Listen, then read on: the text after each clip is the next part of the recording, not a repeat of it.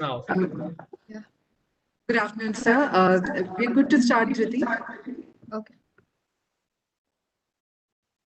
Good afternoon, everyone. On behalf of Terry, we extend a very warm welcome to all our esteemed panelists and attendees to our pre-conference webinar series for the month of June 2021.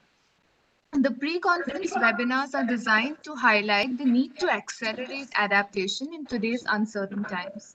Today's webinar on mobilizing the private sector for developing resilient infrastructure in India seeks to develop a better understanding of priority measures required to address the barriers and to plan a roadmap for enhancing private sector financing for building climate resilient infrastructure with a special focus on India.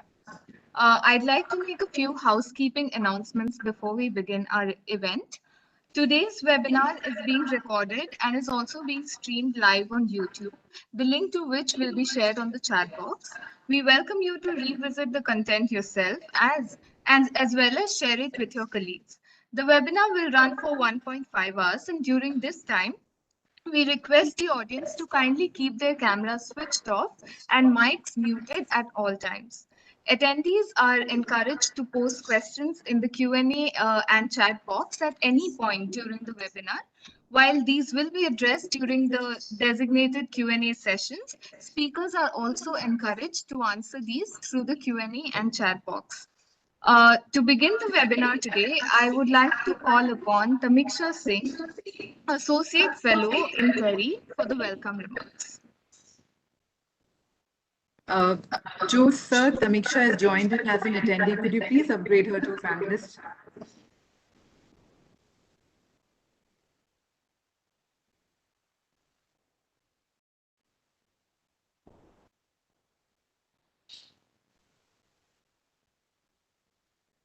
Yes, thank you very much. I hope you can hear me now. Yes. Yes, Anisha, we can hear you, see you. Thank you. Big welcome to everyone. Thank you all for joining us for this webinar. The webinar is on the topic of mobilizing the private sector for developing climate resilient infrastructure. This is a topic that has been coming up and we've been touching it for over the last few years, but a barrier that still remains is of how to effectively mobilize the private sector to participate in this. So that's the topic that we hope to have a discussion on and get into details. I'd also like to briefly tell you about some of the work that we've been doing in this area. Under the International Climate Initiative, which is hosted by the German government, we have been doing this multi-year project, and this year's focus was on this topic itself.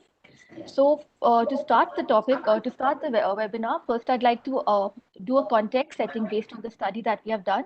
My colleague Ritu Ahuja will quickly go over a context setting presentation where she will be explaining the what the key barriers that we found and the approach that we're trying to take to develop this study. And then we will move on to the discussions. For the discussion, we will be starting with Mr. Sandeep Pandrik, who's the Director General of the Climate of the Coalition for Disaster Resilient Infrastructure. He has been working in this for developing the CDIR from the secretariat phase since the inception itself, and he has experience in the past of working with the World Bank on several disaster resilient infrastructure projects, and has a lot of expertise on this topic. So after the context setting presentation, we will request Sir to give his keynote address to help us to take it further in the discussions in the panel discussion then. After his address, I will once again come and introduce the panel, and we will start with the panel discussion. So to start with, Ritu, can I ask you to please do the context setting presentation?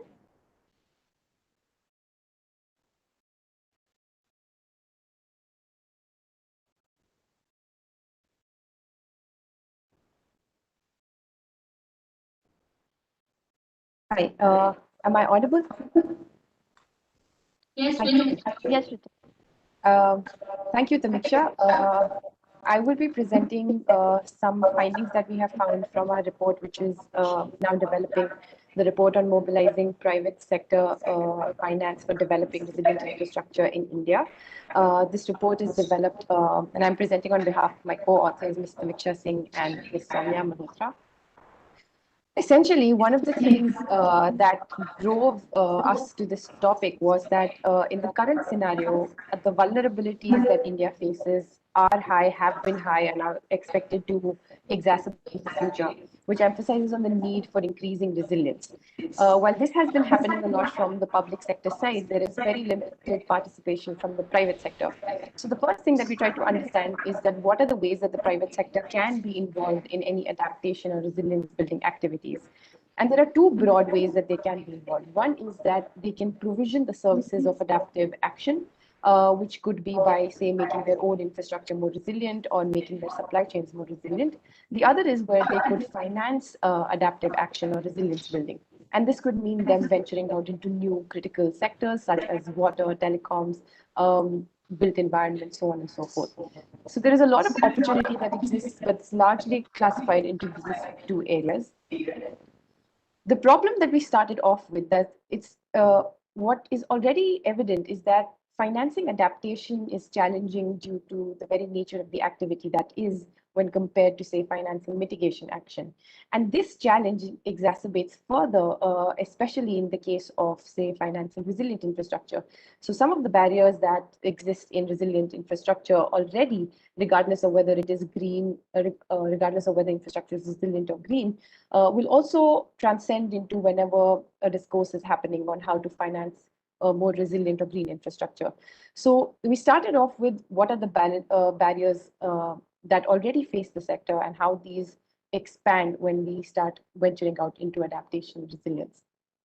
The two broad questions that we wanted to address. One is to identify what are the barriers that the private sector faces in understanding, in undertaking or financing resilient infrastructure. And the second is what are the possible means of overcoming these barriers, and what is the role that international climate finance can play in enabling or mobilizing this. What I will do now is just give a brief overview of our barrier analysis. The way this is structured is, the first is, like I mentioned, in case of, say, financing infrastructure, there are already limitations that the sector faces, and these multiply when we want to finance resilient infrastructure. So infrastructure financing in general in India, ideally, if we follow the East Asia pattern, should be around, say, 7 to 8% of GDP, but it's about 5.3% over the past few years. So we're anyways experiencing an infrastructure deficit, an infrastructure gap in financing. The other challenges are that it is because it's large scale, there are uncertain returns because we're also a developing country. It becomes a riskier investment. These challenges, when we look at, say, financing from resilient infrastructure, those are also more cost heavy. Those are also embedded with more uncertainties, and that makes financing or creating bankable projects for resilient infrastructure slightly more challenging as well. The other is that financing infrastructure in general comes with a lot of problems of market failure, which are in the form of free ridership and externalities. So financing infrastructure also faces that challenge. One of the ways that this has been overcome is by using the PPP model as a way to channel financing of infrastructure or developing infrastructure, which is of key priority. So one of the ways that we also thought that this could be further done is if the PPP model could have a more streamlined area of financing, and this could be done by developing a clear taxonomy for what comprises resilient infrastructure, what comprises resilient financing, and then this model of financing could not only help overcome the externalities that infrastructure financing faces, but also help channel more private sector finance towards resilient infrastructure. We then moved on to some of the broader barriers that we identified. And these are some things that we identified by assessing what has been the international flow of finance for adaptation, for infrastructure, what are the regulatory and policy frameworks that are already in place, and what is driving or not driving private sector to invest in resilience. So two of these barriers, the vertical and horizontal barriers, these emerge from the way finance has flowed on an international platform from, say, international dedicated climate funds like the Adaptation Fund or the Green Climate Fund to the subnational level. And where is the private sector involvement and where that could be involved? What are the limitations in that? Those are the vertical challenges. The horizontal challenges pertain to, say, at one level of the government, say at the subnational level, there are challenges of the subnational government involving private sector players in developing bankable projects where the private sector could be involved in especially adaptation projects. So under vertical, two of the most most evident barriers that came out. One was that in the entire institutional flow of finance from, say, international climate funds till the subnational level, there is very little space for where the private sector does get involved. And in places where it does, that is where it needs, say, approval of or approval of the government. Not only that, there is also uh, limited clarity on what are the areas that the private sector could work in. And this is something that also comes in later in the regulatory barriers. Say, for example, in the national infrastructure pipeline, while there is a clear infrastructure pipeline, there is limited information on how that could be made more resilient and where that could how that finance could be channelized. Similarly, in horizontal barriers, like I just mentioned, at, say, the subnational level, there's limited understanding of the actors on how to involve private sector players, how to develop projects which can be developed, which can use private sector financing. The other is that because climate change and the damage that it inflicts goes beyond geographies, what is required is that the action that is taken also is taken cohesively. But what was witnessed is that not only within a region do different departments operate in silos, but there's also very little inter-regional engagement on how to make the collective infrastructure or the region more resilient to the impact of climate change. So these two, the fundamental barriers that we observed in both of these was that there are limited capacities, and those have taken different forms. The third barrier is that of motivational barrier. So what would drive the private sector to channelize its funds or to make itself more, or make its own infrastructure and supply chain more resilient? One of this is that there is lack of perceived benefits for the private sector. In assessing a lot of and undergoing our discussion, something that came out very evidently was when the private sector is planning long-term investment, especially for infrastructure, the kind of climate modeling that is required for the kind of long-term life that even the infrastructure will have is often not undertaken because of either capacity gaps or the costs involved. So therefore, in their decision-making, very often the risks which are associated with extreme climate events in the long run are not incorporated, and therefore there's less incentive to develop the new infrastructure and make it more resilient. In some other cases, there has been limited demand side push from the consumers. For example, a lot of time private sector companies do face pressure to make themselves to adapt to some climate goals, but that is more evident in case of mitigation, but less so in case of resilience and adaptation. So there is limited consumer side push also that the private sector faces that would push it to finance towards more resilient infrastructure. The last is the regulatory barriers. Now, while we were assessing the policy landscape and the regulatory landscape, what was clear was that while there are some policies and regulations which pertain to, say, improving disaster resilience in coastal regions or some kind of climate policies across national and subnational areas, there is very little niche focus on how to make all of that resilient. And what is a very critical barrier, and that has come about in the past few months also, is the challenge on, say, the lack of on the impact of extreme weather events on critical infrastructure and how that needs to be more resilient. Because when a disaster strikes, then that's going to puts the entire city or region at a halt. We then moved on to understanding what is the role that international finance can help overcome these barriers. So there are essentially two overlapping problems. One is that there is limited resilient infrastructure development that is taking place. At the same time, there is limited private sector participation happening in the same sector. And that is given rise to, due to all of these barriers that we just assessed. Some of the ways that the international community could participate was, one is that supporting, say, governments or subnational governments in developing governance frameworks to create an enabling environment where the private sector can be included. And this also involves in, say, their role could be on increasing capacities on what kind of projects that the private sector could get involved in, learning from best practices from across different countries, and how all of that could eventually move into a domestic space and provide more space for the private sector to participate in resilient building infrastructure. This brings us to where we are now. What we try to gain from this webinar in the through this engagement with our experts is to understand that while we've assessed these barriers that are in place and we've identified what are the structural and foundational barriers, where do we go from here? And what are the tangible way forward that we can undertake or propose to the policymaker that can help overcome this barrier to some extent? As of now, we're in the nascent stage and we've identified three broad categories. One is that we probably need an enabling framework, a much stronger enabling framework, which can strengthen regulation, transparency, engagement, and incentivize more private sector action. The second is capacity building. So how to improve the capacities, especially on the demand side, on how to engage the private sector and how to move forward. The last is how can we use, how to develop more financial instruments or interventions that can help create more bankable projects to bring in more private finance. While there is no dearth of finance, but how can that be channelized more towards resilience and adaptation building? And with that, I stop here.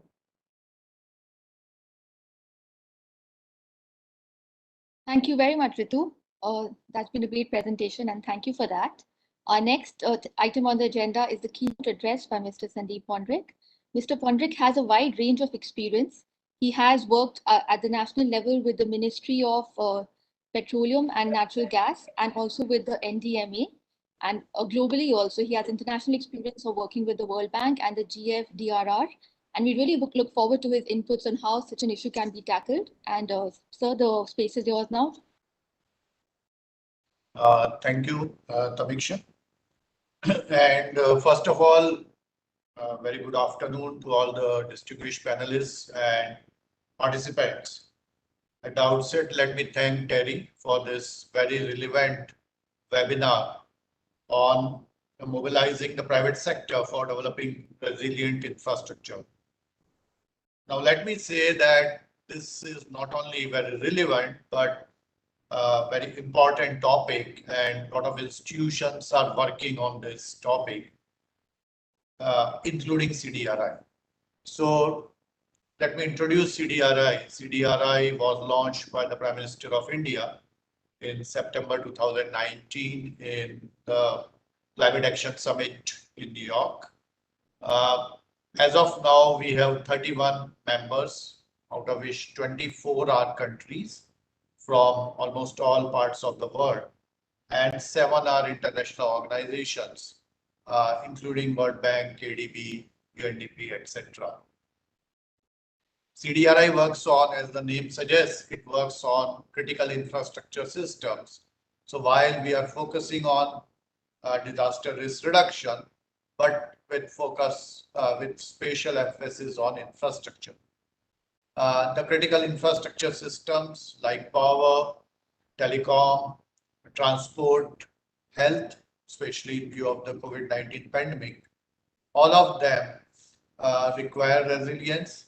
And one key input into building resilience is disaster risk finance.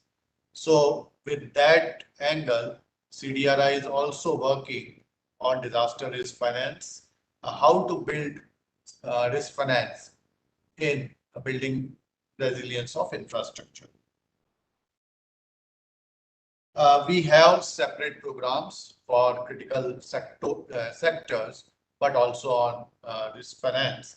And CDRI is launching 2 separate studies, one at the national level, in which we will be studying 4 countries across the globe, and the other at subnational level in India on assessing the risk frameworks, what are the tools which are being used, what should be the risk financing strategy, and how, among other things, how can private sector be incentivized to participate in building this resilience. So we only, I think, 2 weeks back, we had a meeting with different ministries of Government of India, and Ritu, during her presentation, mentioned the National Infrastructure Pipeline. So we are discussing with Government of India, and that includes Department of Economic Affairs, ministries of power, transport, urban, just to analyze and see that how resilience can be made or mainstreamed in the national infrastructure pipeline. And we already started discussions on that. Now, to put things in the context, and in the stage setting presentation, number of figures were mentioned, but what we have found during our few studies which we have started in last one and a half years, that infrastructure losses are a major portion of losses due to disasters. So if you take the Fani cyclone of 2019, which affected Odisha, or the Kerala floods, almost 60% losses to the state exchequer are due to infrastructure losses.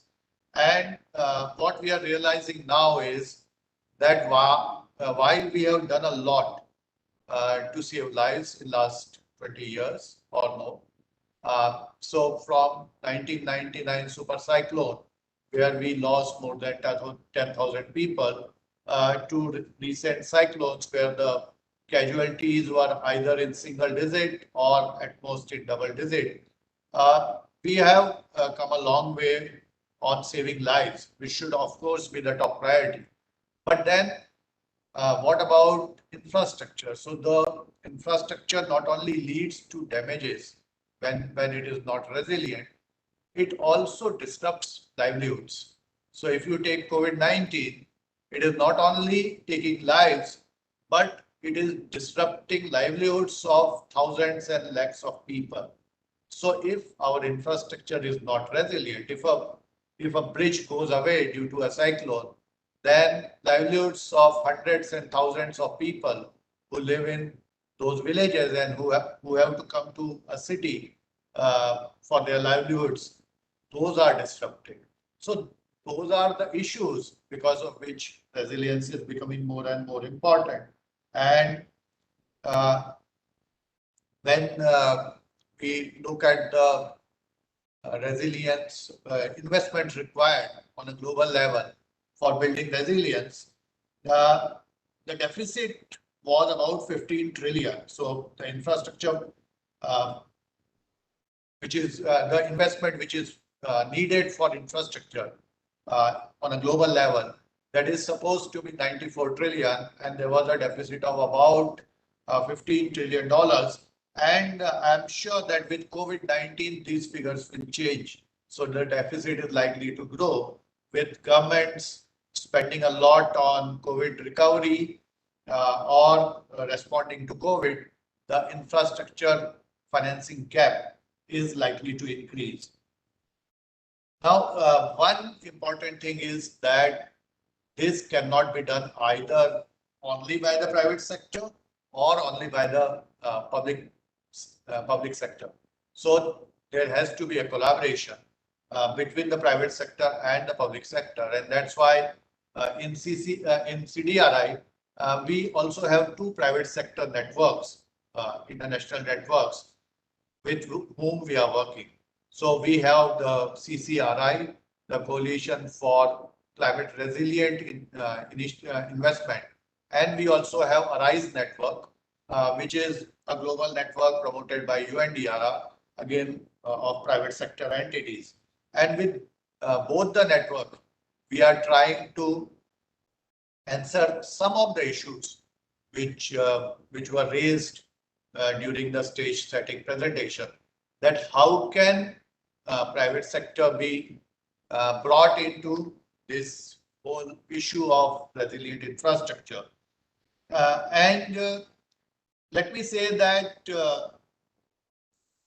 there are two ways probably, or two issues which are significant in bringing private sector, and I think those were also mentioned.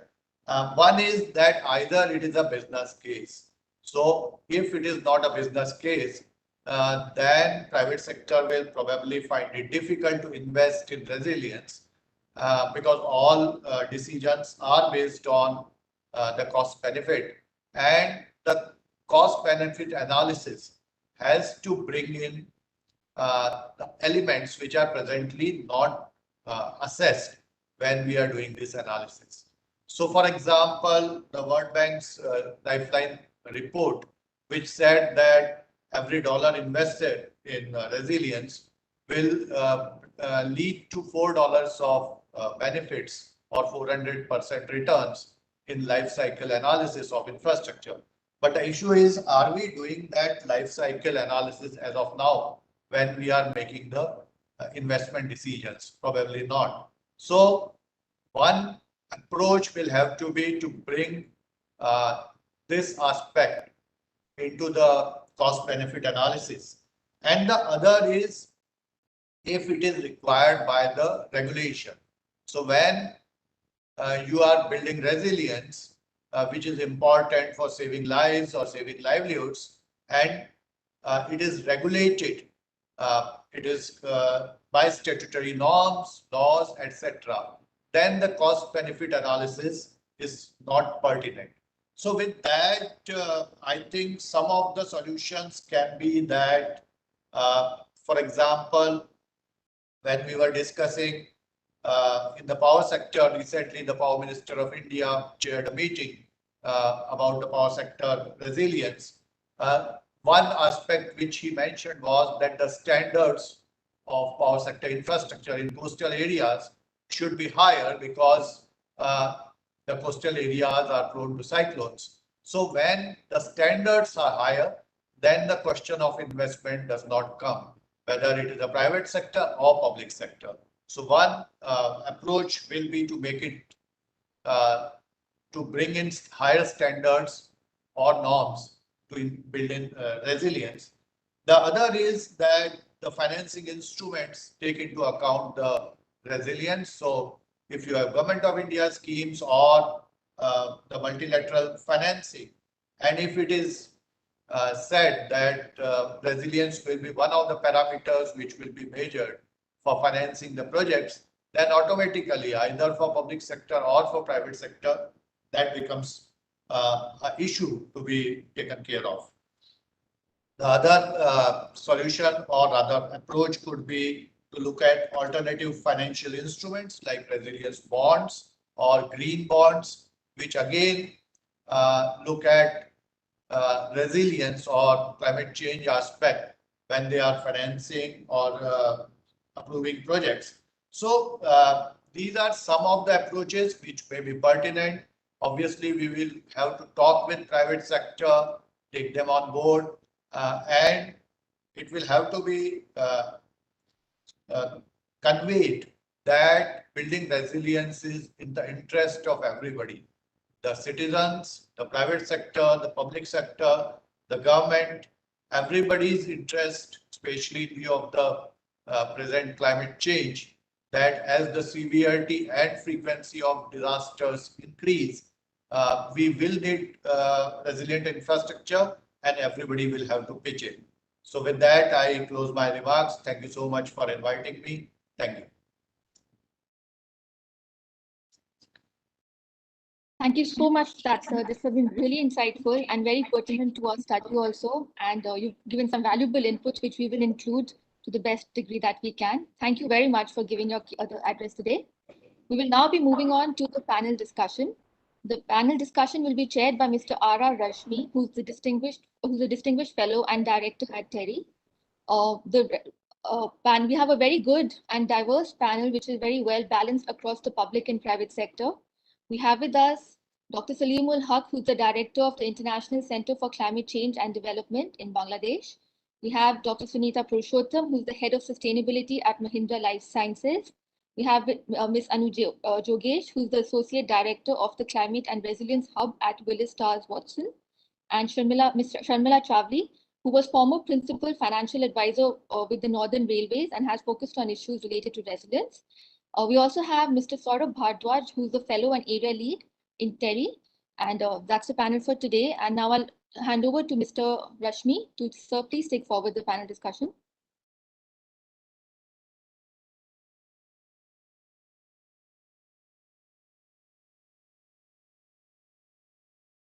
Thank you, Tamiksha.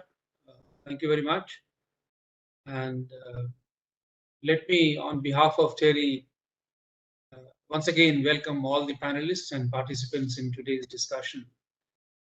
This is an extremely important area and a fascinating one, I would say, because this is an area that has been explored very little. Adaptation itself is a rather neglected area in climate change discourse.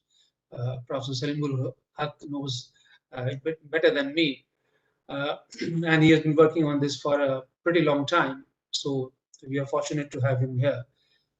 Now, when we look at the issues of financing of adaptation efforts by countries, this is a difficult area where livelihoods are involved, where communities are involved.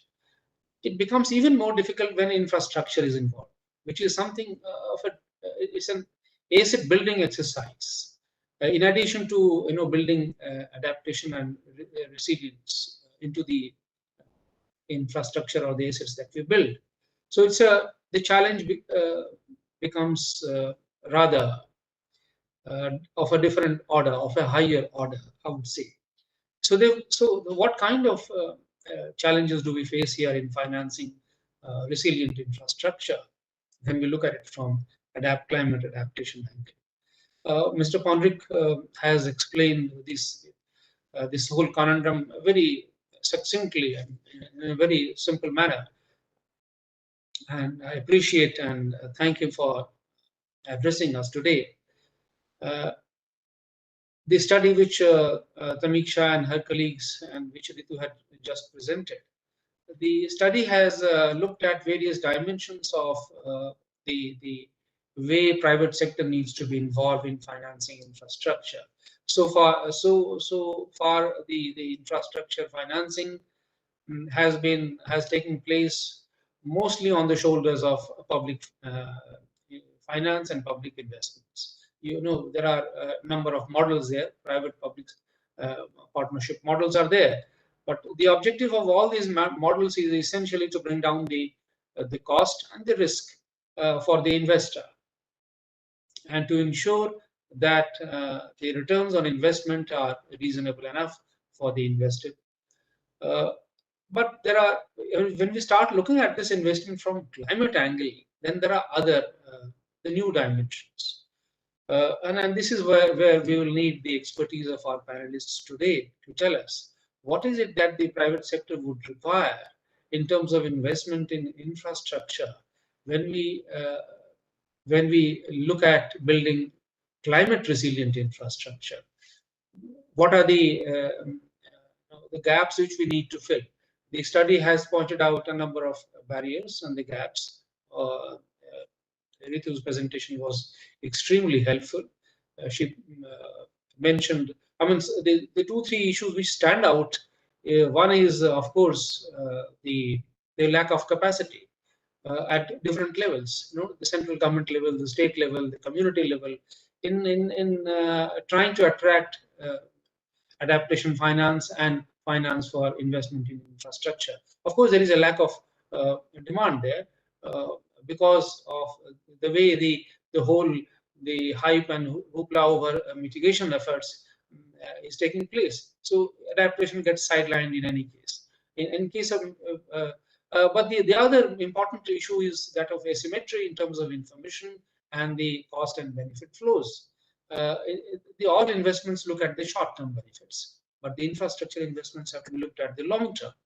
And so do we need some kind of a redefinition of the financing guidelines to take into account the benefits which occur over a longer period? Mr. Pondrick referred to this. So there are, in addition to capacity, in addition to the kind of financing that we have,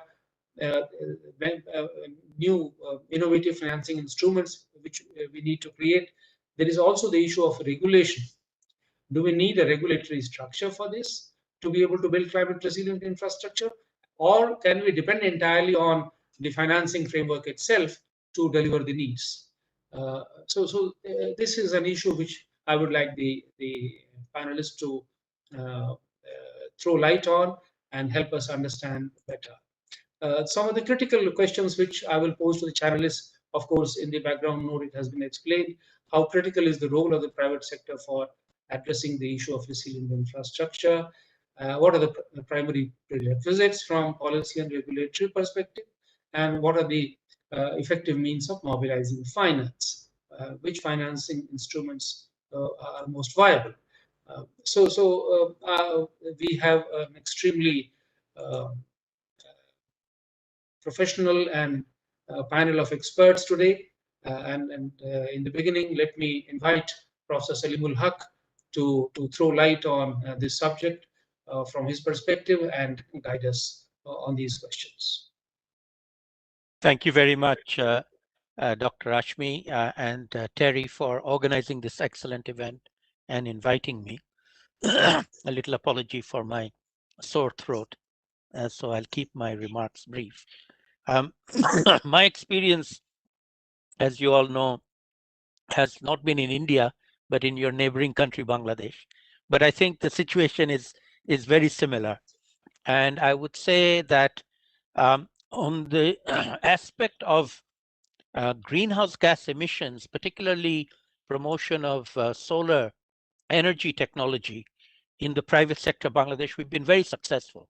We have, I think, the biggest number of solar home systems, maybe 6 million households providing solar energy to 20 million people, poor people in rural Bangladesh, delivered by a whole host of medium to biggish private sector companies that is started off as a public-private partnership, but is now a viable commercial enterprise.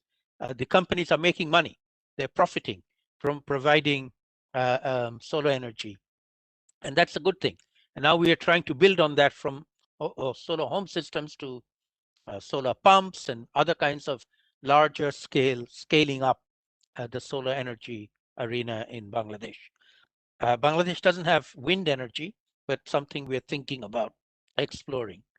On the other hand, as you said, the issue of climate impacts and dealing with those climate impacts has less of a profit-making opportunity for the private sector, but it is a risk issue for private sector, particularly for the small and medium enterprises who are located in the climate vulnerable areas of the country, because a climate change, a flood or a cyclone can wipe out their business.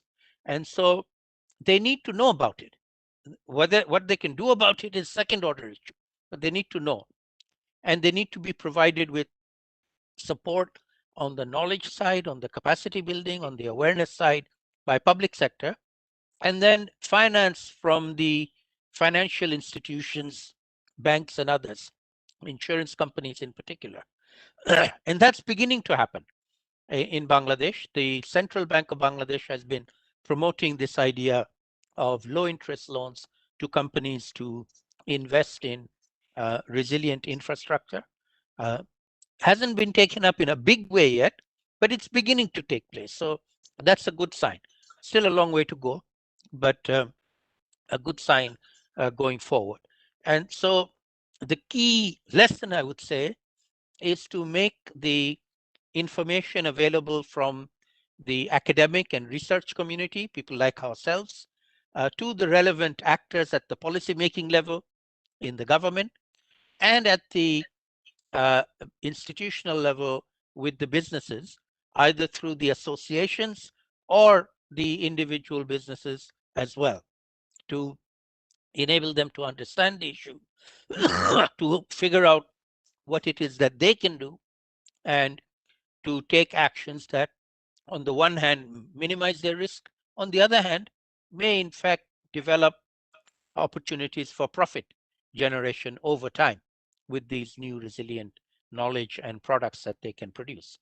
So this is something that is still globally at a very early stage, but it's beginning to happen.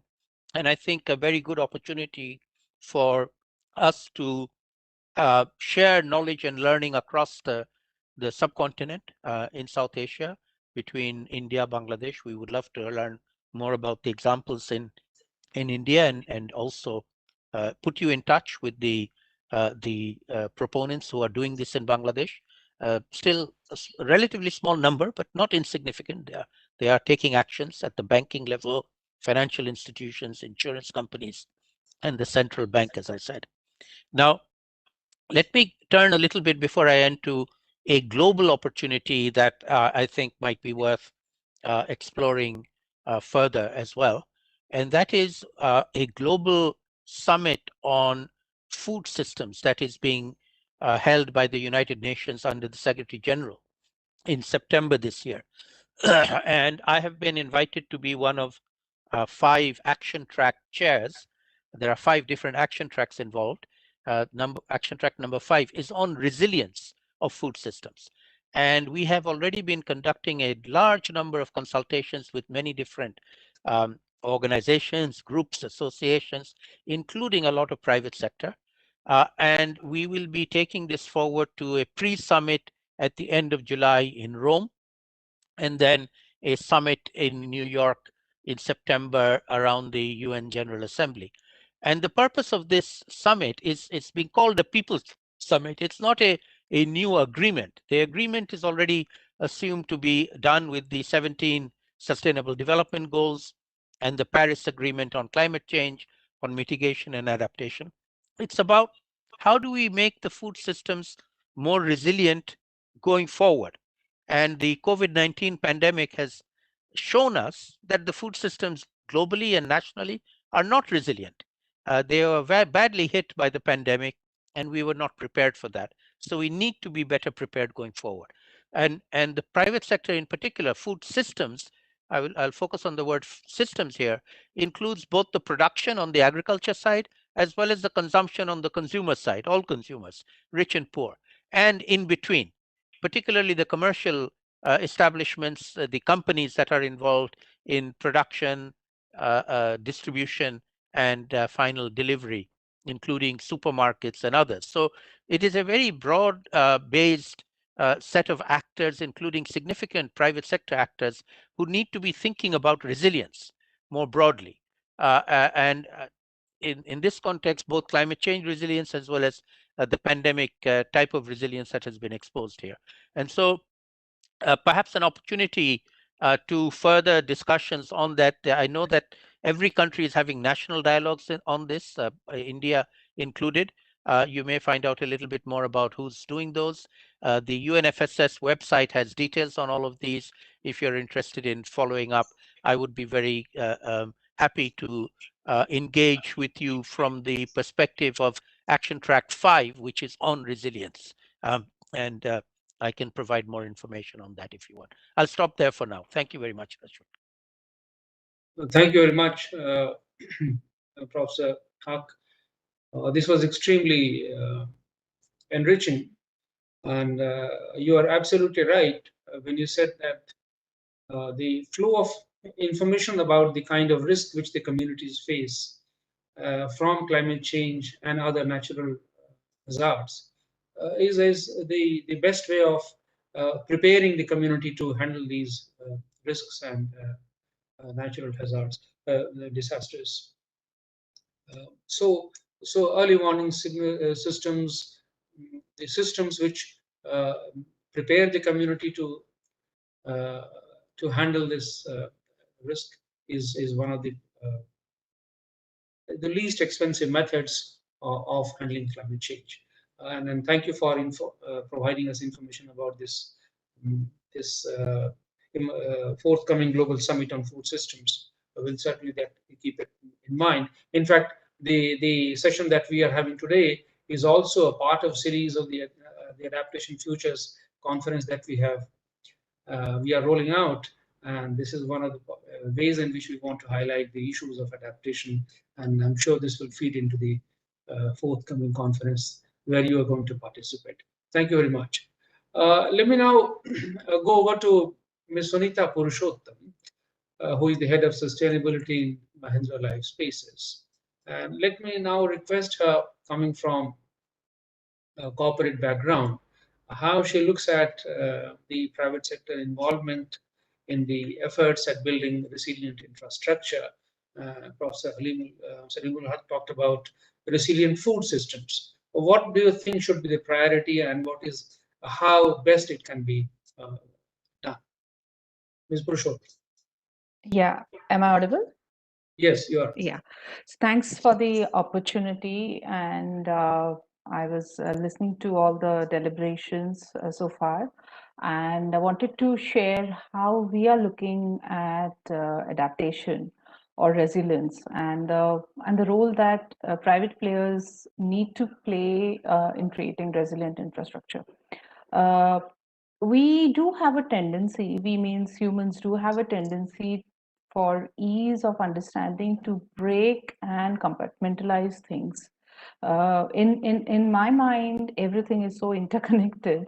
One thing leads to the other, and therefore, the mechanisms of climate adaptation is very closely linked to the natural world degradation. So they are, the challenges that we are facing in biodiversity, the challenges that we are facing in role of nature, in protecting us against and providing that buffering capacity is disappearing, primarily because we are responsible, we as humans are responsible for decimating and degrading the natural environment completely. So the resilience associated with natural environment needs to be brought back, and it should achieve a center stage in our decision-making process. So the way we at Mahindra Life Spaces, we are looking at resilience or building resilient infrastructure is trying to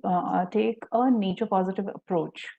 And the nature positive approach then allows us to at least perhaps see the risks associated with the changing climate and how nature can provide buffering capabilities, as we go about our developments. And since we do all different types of development, which involve cities as well as industrial clusters and the residential, properties that we are developing of all different types of segment, we need to ensure that this nature positive approach or the nature resolution that we should be respecting nature rather than fighting nature. And so this helps us understand or assess the risks. For example, recently we have undertaken a study for a project in Kalyan on flood risk mitigation and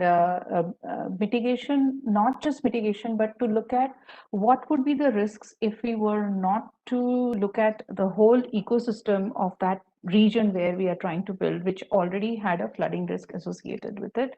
There were, so we build the scenarios for 2050, 2025, 2030, and to look at how the impact will be on the customers or the people who will be owning this property several years down the line.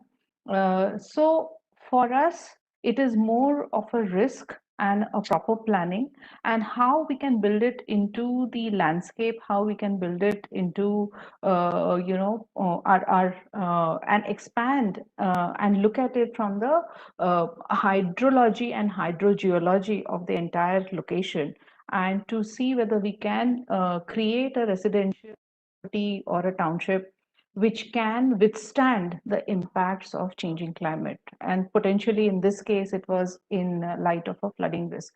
Similarly, for all our residential projects, we have adopted an approach which is called as climate responsive design.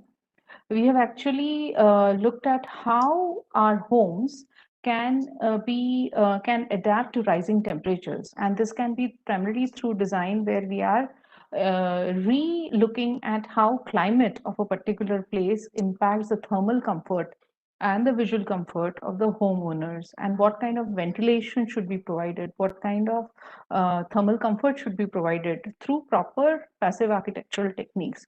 So bringing back climate responsive design into urban infrastructure is an art, because this was historically practiced, and therefore most of the structures throughout India, most of the architectural structures that you see throughout India had practiced climate responsive design. So to get it back and center stage into the decision-making process is one of the areas of adaptation that we are working on, so that the residents who buy a property with us are able to understand or appreciate the temperature difference and benefit from the thermal comfort that these homes have. So of course it requires a substantial amount of modeling, substantial amount of understanding and assessing what would be the sun path, what would be the wind ventilation, and so on. So we have worked on trying to see how we can integrate that across projects. So we've been working with under the Building Energy Efficiency Program. This is a Ministry of Power funded project. We're working with GKSPL, who they are helping us assess what would be the kind of thermal comfort our homes will be experiencing under variety of variety of regions and variety of weather conditions. So that's one bit of work that we have spent substantial amount of time understanding. So these are the two areas. One is primarily looking at whether flood can have a long-term impact on the homes that we build, and temperature, what kind of impact, and what can we do to make the homes thermally more comfortable. So these are the two main areas of work. On the short term, which impacts is direct disruption of all construction activities because of changing climate. For that also, preparedness plans and planning of the construction activities has been set about, so that we can plan our activities. But many of these definitely, even if with the best of the planning, things can go wrong. We've been experiencing flooding issues, which do put a stop to the work, right? And therefore could have a direct impact on the revenues, and because we wouldn't be able to complete the work on time. So these are so both short-term, medium-term, and long-term risks have been integrated into our enterprise risk management process, and we are keeping a close tab on it. The other area of work that we have looked at is water risk assessments, so which I can elaborate on at a later stage. Thank you, Ms. Purushottam, very much for highlighting the areas where you are working. You mentioned about the flood mitigation projects, the climate responsive design for the buildings to enhance the thermal comfort. These are indeed the heat stress and the recurrent floods. These are natural threats which are present in our lives, mostly in an increased urban environment. These are becoming very important threats, and we need to build resilient infrastructure to be able to cope with these. So whatever learnings and lessons that your organization has, it will be useful, and I will be in touch with you to draw lessons from your experiences. Thank you very much. Let me now go over to Ms. Anu Jogesh, who is a lead for policy and governance in Acclimatize South Asia, and she brings a lot of experience on the subject from a philanthropic perspective. So let's hear her views on this subject of private sector involvement in financing climate resilient infrastructure. Over to you, Ms. Jogesh. Thank you so much, Dr. Rashmi. Good afternoon, rather, everyone. So I think I'd like to start by really broadly splitting private sector participation in resilient infrastructure in two categories. And this is very much borne out by the presentation that Ritu gave and what Ms. Sunita also actually highlighted. One really being that the private sector putting in place mechanisms to assess and manage climate risks to their own businesses, operations, and their physical assets. And then the second bucket really is the private sector building the public infrastructure investment gap by using design and financing approaches to ensure both economic and social assets are made climate resilient. So I'll briefly delve into each of these and then highlight a few underlying factors that do need to be considered under both. Now, globally, we do know that there's a case, or rather a growing case, for the private sector to assess climate risks, now both physical and transition, to their own businesses and value chains. The Task Force for Climate-Related Financial Disclosures has emerged as a key organizing framework, but also a platform for companies to assess and crucially price their risks, because they need to calibrate the materiality of these risks to their own financials. Now, in terms of private infrastructure, what these can essentially be, that assets that range from factories, IT networks, hotels, companies, work that, say, Mahindra Life Spaces as well does as well. And if these are not made resilient, they impact not just businesses, but also the employees and consumers that access and consume these infrastructure services.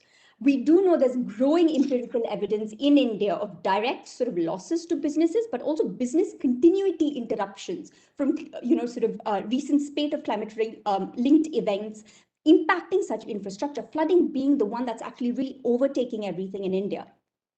Now, despite many bottlenecks, and there are quite a few, a very small but growing list of companies in India are beginning to think about their governance processes, where to access data, but also outline policies and strategies to drive climate resilient decision making. And we know there's growing momentum because we actually looked, and 70% of all TCFD, or the Task Force for Climate-Related Financial Disclosure signatories in India, was signed in 2020 and 2021 alone. So, there is a growing momentum, and this process has kickstarted.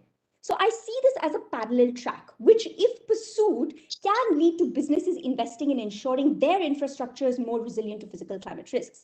But it's important to note that there are huge system interdependencies between public and private infrastructure, both in terms of the assets itself and, their provision. And so, the private sector doing what it needs to do for its own business can have positive spillover effects for public infrastructure and its usage as well. Now, the second bucket, this is a trickier one, and I'll explain why. Because this is really private sector investments in public infrastructure. And a key subset of that, as Mr. Rashmi also pointed out, was public-private partnerships, or PPP projects, as a way for the government to raise capital, but also sort of distribute risk for large economic and social infrastructure, whether it's airports, metros, and so on. Now, the evidence of private investments in resilient infrastructure in this space is disaggregated. What we've seen so far, largely in developing and emerging economies, certainly in India, are basically proof of concepts. Isolated projects where, say, multilateral development banks or other development partners have come and put in place concessional lending or other sort of mechanisms to involve the private sector to specifically build resilience. A good example, it's a good 2016 example. We have the Public-Private Infrastructure Advisory Facility, the PIAF, that's run by the World Bank. In northern Karnataka, they put in place what they call a DBO contract, which was a design, build, and operate contract for private sector operated water service. Now, what this does is it tackles water thefts and leakage issues by offering uninterrupted water supply to Hubli, Dharwad, Belgavi, and those regions. But as a co-benefit, improved water resource resilience to droughts as well. Now, this is a good example, but what are the challenges of scaling examples like this up? But more importantly, getting private sector investments at scale. A key recurring bottleneck, and this has sort of been borne out by speakers before me, is that private sector participation needs return on investments, or or a risk-adjusted rate of return, if you want to be far more sort of precise about this. When you think of infrastructure provision, especially for the most vulnerable, the climate vulnerable, then the private sector has even fewer incentives because these investments get riskier.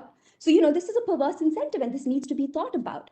And the other gap, of course, is the lack of a policy and regulatory mechanism, as well as incentives that can facilitate sort of resilient investments. And this could be data availability, but also interpretation and the assessment of physical risk. But climate resilient design standards, a taxonomy, and mechanisms to better structure financing, including the provision of insurance. Now, these are well-known challenges. So I'm going to end by really highlighting three underlying factors that also need to be thought about when you think about financing resilient infrastructure. We talk about data availability, and Saurabh's on the panel, and he's going to sort of elaborate on this, which is fantastic. But I think it's equally important to think about how this data is interpreted for decision making. That's where there's a gap in even sort of public sector adaptation. And for the private sector, how this sort of risk is calculated, and priced in terms of material risk. That's what the private sector really needs to know. How can you quantify this? And then what are the mechanisms for the public and the private sector to partner in sharing this data? Who generates the data? Who shares it? Where is it stored? Does it become a public good? Because it needs to become a public good. And the second is, when it finally comes down to developing projects, and this is something we see when we work with project preparation facilities as well, there's a tendency to sort of always lean towards hard structural solutions rather than thinking of other resilience measures, whether it's operational interventions, capacity building, natural infrastructure. And in terms of investment planning, calculating sort of returns on investments, you need data to support the cost benefit analysis of these alternative solutions so that the private sector can also get involved in it. And I'll end by saying that, adaptation is different from mitigation. One sort of intervention in time doesn't build resilience. Adaptation is a continuum. And in the case of infrastructure, we talk a lot about what are these critical thresholds that will get breached at certain points in time when climate projections get realized. And, we need interventions to plan iteratively and keep this in mind. And also the public and private sector are coming in with finite resources. So how can we think of an investment model which factors this iterative adaptation pathway linked approach? And I'll really end there.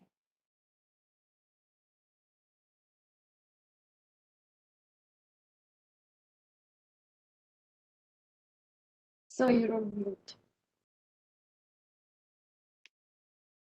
Thank you very much, Ms. Jogesh, for extremely insightful remarks on what you think from the perspective of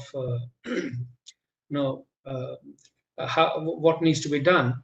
You talked about the climate risk disclosure by the private sector entities, enterprises, and to make them accountable for this kind of risk in their own operations. And you also talked about risk adjustment, returns on investment, some kind of a framework to be evolved for that, which could involve standardization, improving the standards of the infrastructure. And lastly, the data, the data on climate risks, who is the repository and how does it flow, and who is made accountable for the authentic data to flow to the private sector. The last point I find particularly important, and I think the last panelist, Saurabh, will perhaps deal with this subject in greater detail when we go to him. Thank you very much. Let me now go over to Ms. Shamila Chawali, who is the former principal financial advisor in the Northern Railways, and she has had she was also in the Department of Economic Affairs, so she has had a pretty long exposure to the dealings in the world of finance, and then she has looked at the whole business of mobilizing finance from a very close angle. So we will request her to share her insights and her perspective on the kind of solutions and then the measures which we need to take to overcome the barriers which private sector faces in investing in climate resilient infrastructure. Ms. Chawali, over to you. Good afternoon, and thank you, Dr. Rashmi. And my apologies in advance in case the audio is patchy. We have a monsoon storm raging outside, so things have been very bad over here. And I think that's very appropriate for today's seminar. I'd also like to thank you for placing me at this point in the seminar, because I think it's absolutely serendipity that I can pick up on especially what the last speaker, Ms. Jogesh, has said, and add a third bucket to private sector as a player in this resilient infrastructure provision. As she has pointed out, there's private sector which is going to be providing the infrastructure assets, and private sector which provides infrastructure assets for itself. The third bucket is the private sector, which provides the finance, which is coming in as investment, which is what Dr. Rashmi had spoken about. Where do we mobilize this infrastructure, investment from? Each of these components of the private sector views the financing differently. For someone from the private sector who is engaged as a person who's going to be providing the infrastructure asset, and right now I'm talking only of the public good, that is public infrastructure. All he or she needs as a body corporate is returns. That is the cost plus that he is bidding for in an infrastructure asset. That brings us to the public sector role in how it designs projects. And I think Ms. Jogesh had spoken about that. We have to accept that building resilience and climate resistant infrastructure would naturally mean a 3 to 4% increase in the cost of delivery of infrastructure. When we are talking of green infrastructure, that is provision of infrastructure, costs are going to go up. We can't wish this away. At any stage in the provision of infrastructure, there will be some costs that are added on. These costs have to be met, and that is where we will have to think of international funding coming in, some kind of a compensation in the just transition, because we are talking of developing countries like India and Bangladesh and anywhere in South Asia, which have a large segment of the population which is still in poverty. For them to come up to speed in terms of the provision of infrastructure they need, we will have to invest more. How do you add to this? How do you provide for the financing when our governments are already strapped for funding for providing even for the basic needs? So that is what we have to address. And that is where the international organizations come in. In a country like India, the role of the multilateral development banks in providing money is very limited because we have a huge ocean of requirements. So at best, their provision could be either in helping in the capacity building or in enabling certain changes in project design, which will make for more resilient infrastructure. Saying that, I'll segue to what it means to design infrastructure which is resilient for climate change. There will never be a silver bullet which is going to fix this forever. Standards are changing. ESG and the Paris Accord requirements mean that what we had 10 years ago is very different from what we need now. And 5 years down the line, I'm sure the requirements will change even further, which means that your resilient infrastructure design will also have to build in some degree of adaptability, which can cope with the regulatory and policy changes which will come in. And from the private sector point of view, when a private sector investor or a provider or a developer is looking for returns, I think 2-3 speakers have already mentioned this, they want profits. From the public sector side, our worry would be that the profits should not be uncontrolled. You'd like to limit the profits to something that is reasonable because you cannot provide this on your own. Ideally, the public sector would fund all public infrastructure. It can't do that. That's when we draw in private investment and PPPs. And I'd also like to correct this perception that PPPs are not really established in India. I think there were a couple of references on this. PPPs, about 4 years ago, when the Economist Intelligence Unit did its measurement of PPP readiness in the world, India ranked number 1 in readiness and number 3, I think, in some other metric. So we had done extremely well. We have hit a road bump of late. There are various reasons for that. But again, the private sector, when it comes in over there, it is coming in as a developing concessionaire. It is coming in with its profit element built in. Let's leave them out, because when a developer comes in from the private sector, it is the project design which is going to influence the cost that he is going to bring in. The second part of the private sector is the investor. Now, in these investments in countries like India, which have large needs, we will be looking at pension and insurance funds, including from abroad. There, the perspective is slightly different on how they finance things. Trustees are required to provide a certain return on the money that has been put into the fund, but there has been an increasing clamor by pensioners and the private equity firms shareholders of private equity firms abroad for responsible investing. And that's where we come to something that, as policy and regulatory authorities, the government needs to look at what are the kind of disclosures that are required. If we do not finalize what are the ESG disclosures that are required from the private sector will not be forced to do anything. They have a corporate veil. There are certain disclosures they can make, but unless the private sector is required by law to make certain disclosures, it will not do it. For ESG, this is where the taxonomy comes in. So the second thing that we have to address is, have an accepted taxonomy. This is being developed very rapidly by the OECD and the EU. We will be giving our feedback to them so that they can also build in our concerns. The committee that has been set up, including on the TCFD, has an Indian private sector representative on it, and he has been participating actively on this. So this will happen. But this would mean that our regulator, including the central bank, for instance, has to build in the kind of requirements that are needed for classifying something as green finance. Infrastructure finance will then have two tracks. One is plain infrastructure finance, and any infrastructure project, even if it's in the renewable sector like a solar project, will have some stages when it is not climate friendly. There will be hardcore construction that has to be made, which is not climate friendly. Operations may be climate friendly, but in the end, when you come to disposal, when a project ends, that is also not climate friendly. So we need a lot of R&D to come into this to clearly specify what would be classified as green finance and resilient finance. And this is required because at some stage, you're going to be going out and looking at what are the returns that any investor who's coming in will be looking for.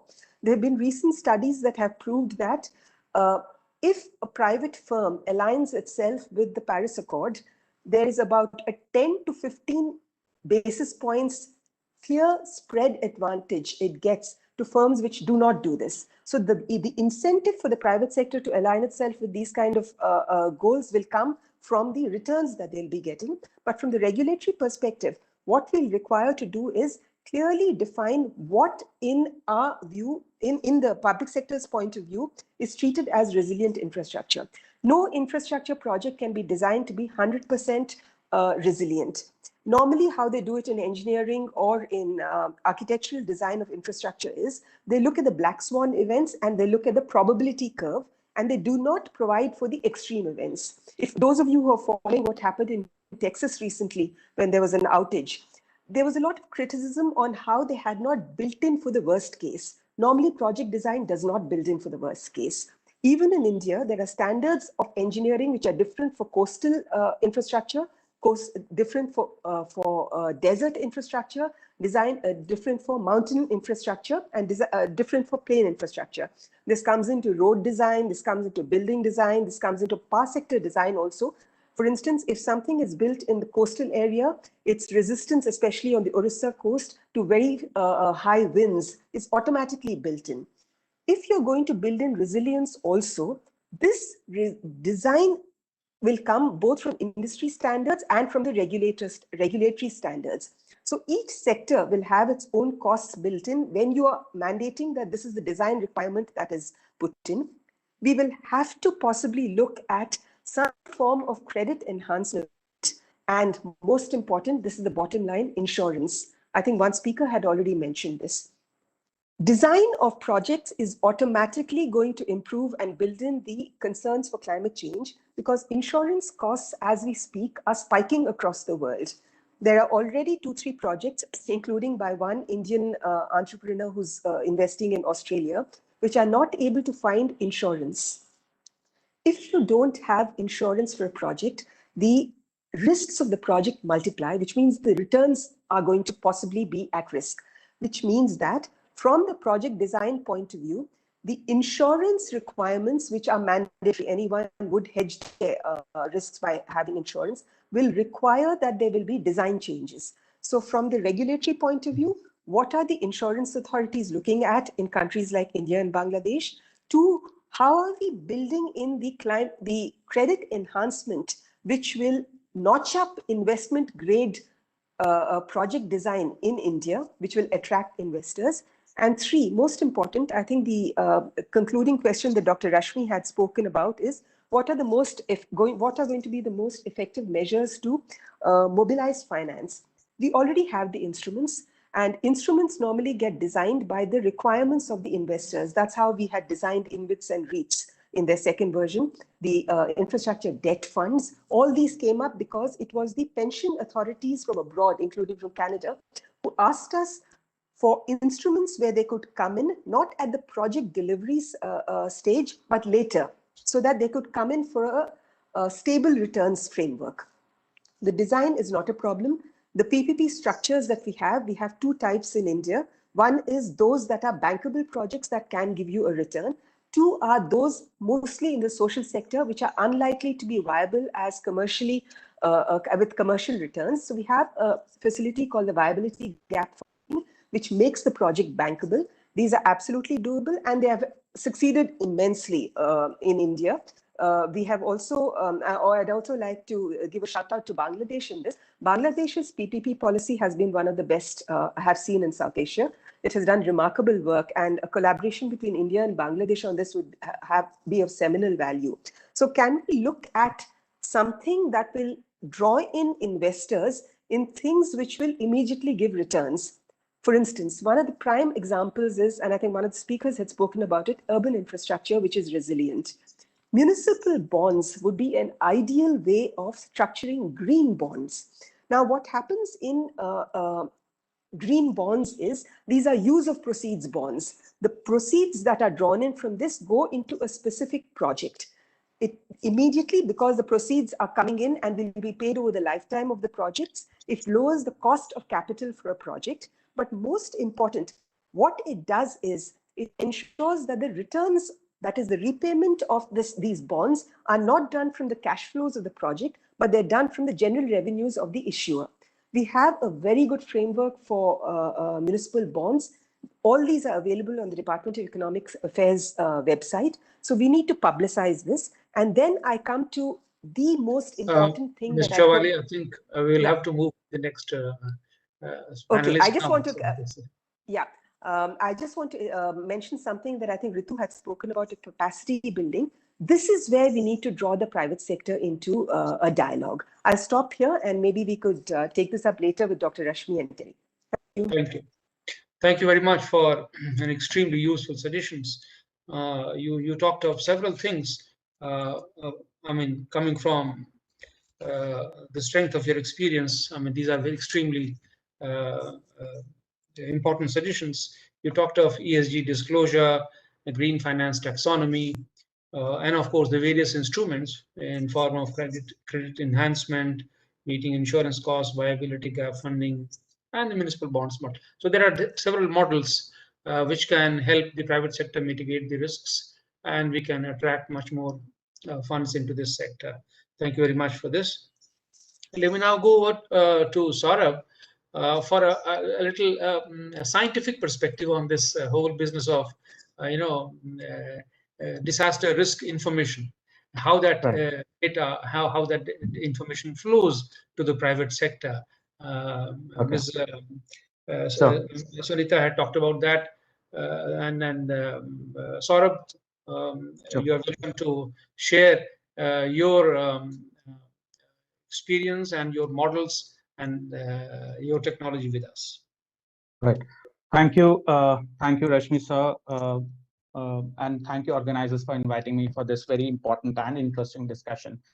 So, coming from the risk side of things and how we have actually tried to talk in a language that is more business centric and they understand the science well, is it becomes very easy when you bring the facts in front of them, when you talk bringing the narrative and you build a foundation on narrative with their own past experiences, as in the private sector's own past experiences.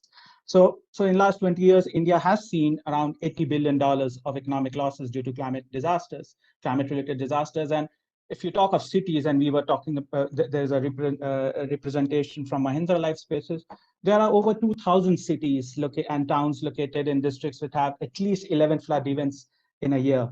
And more than 50% of smart cities are in districts which has flood events higher than the national mean. So that's a good entry point to begin with. And recent calamities have drawn attention towards the fact that development goals of cities or districts or anything are seriously undermined by climate change impacts. However, finance always appears to be a bottleneck, especially in adaptation projects. And for climate resilient infrastructure flows, it's even a bigger bottleneck, if I may say. So to facilitate increase in flows to financing disasters and climate resilient infrastructure, I believe there is a huge need like these points have already been covered, like financial innovations and partnerships, robust partnerships and new investment models. But I would also bring in tailored data, tailored granular data of risk. And I'll tell you why. Uh, Article 7.1 of Paris Agreement talks about the need of engaging state and subnational and non-state actors to align themselves with the political will, with adaptation needs. Uh, and with recent scientific evidences that we have generated on climate extremes, which my earlier speakers said that these are those events on the fag end of the probability distribution curve. Now you are seeing such events much more. And with COVID-19 pandemics, now what we define and what IPCC is also defining are compounding risks, compounding impacts. So such kind of understanding needs to flow across the board. When we talk of private sectors, such kind of risk, we talk of short-term risk, medium risk, long-term risk, but there are compounding risks as well that are coming in. So this necessitates a continuous and evolving dialogue to bridge the gap between academia, policymakers, and the members of private sector as well. I will not dwell much into the stronger public-private partnership of how it is relevant filing scalable resilient solution, but such robust PPP have helped globally. And there are many examples where industry partners and private partners have brought in resources and expertise. And recent example have been Terry's work with the oil and gas industry in India, and also with a petrochemical industry player in India, where we help them create a resilient plan for safeguarding their assets to future impacts of climate change. And all that happened because not only we made them understand the business risk of climate change, but also handheld them and created decision support models, granular risk models for them at the ground scale level, right? So if I may use a very simplistic term of demystifying these impacts to them, what a flood event means to them, how can they assess the data and access it very easily and building these simplistic models which talk or make a business sense to them, right? Private sector in itself is more than willing to invest in disaster resilience. However, their decisions, what we understood, they were constrained by either due to the lack of enough granular risk data, which we help them access, but lack of robust and holistic knowledge on climate risks as well, guiding adaptation decisions. So that becomes also very important for academia or researchers to build together on a shared vision level, because if we need to understand their language, we need to make them understand our language as well in providing that kind of risk assessment strategies to them. Also, I feel it is very important to mainstream climate and disaster resiliency into infrastructure investment decisions by both public and private sectors. And creation of these new and improved PPP models will accelerate the process. And what would accelerate this would be using integrated and granular risk profiles and models that would ensure knowledge creation to help allocate capital to critical infra projects with a sole aim to safeguard economic and social value from climate change risk. In the end, I would like to say that this risk management and building urban resilience is a team effort. And this team includes delivery experts, scientists, vulnerable people, managers, government, and private sectors itself. Thank you.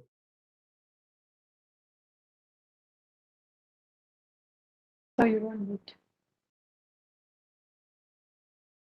Thank you, Saurabh. Thank you very much for sharing your perspective on this aspect of risk data, which should be made available to the various stakeholders, and more particularly the private sector, who are going to invest and use this data. We have now come to the end of our discussion in terms of the presentation by the panelists. We have got a few questions in the chat box. We have about 5 minutes left before we close our session. So we have, I think, time to take about 2 or 3 questions. One question which has come, and I think I would like Ms. Chawali to address this question. This has come from somebody who is in the GCF. She has asked, what would be the nature of the support to policy and in regulatory environment in countries like India and Bangladesh to promote private sector participation? You have answered this question a little bit, but for the sake of clarity, I think what she needs to know, what is it that a fund like Green Climate Fund would look for in the policy and regulatory environment in India to attract this private sector, so that they can also, join this effort. Ms. Chawali. Yeah. Actually, the GCF has been working with government. I mean, they have an interlocutor who works regularly with government. Both the Department of Economic Affairs and the Ministry of Environment and Forests are involved with the GCF. The support that will come from the GCF would be project specific. I could put you on to the right people. Terry could give you my email. I could put you on to the right people you could meet with. Again, the scale of what the GCF can do in a country like India is very limited because of the size of our needs. But yes, it's already doing it. And I think there has been some human input from GCF on some projects. Okay, thank you. There's another question on the impact on the vulnerable communities.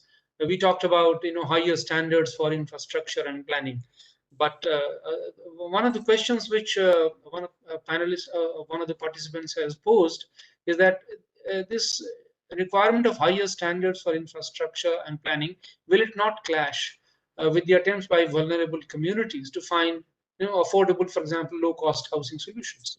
So how do we manage these two different objectives? Maybe Ms. Purushottam, would you like to answer this, or Ms. Jogesh? Ms. Jogesh, maybe would you like to take this question? Absolutely. Thank you. I'd be happy to. In fact, one of the things I did raise is that there are perverse incentives in place for the private sector to sort of invest in infrastructure for the most vulnerable. When you think about social infrastructure, the investment risks and therefore the returns are higher.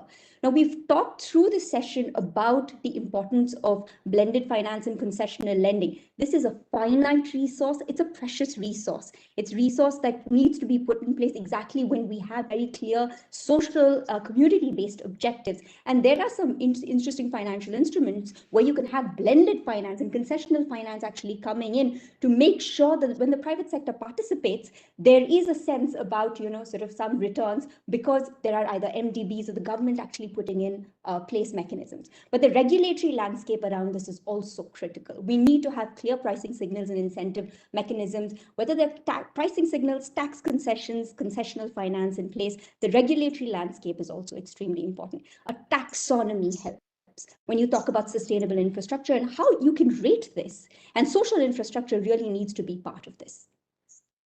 Okay. Thank you very much for this clarification that there are financing instruments, there are solutions available to address this question of higher standards, the cost implicit in the standardization of infrastructure, and we can address the vulnerability of the communities. There's a last question on which I think has been partly answered.